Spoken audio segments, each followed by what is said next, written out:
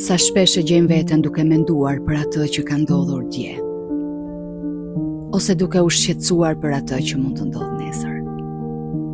Por Zoti po të fton në një vend më të bukur, në të sotmen, në këtë moment, në këtë frymë. Jezusi tha, mos u shqetësoni për të nesërmen, sepse e nesërmja do të kujdeset për veten.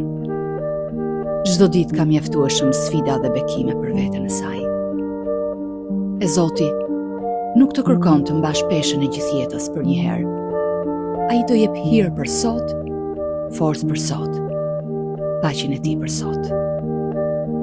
Mendo për një çast.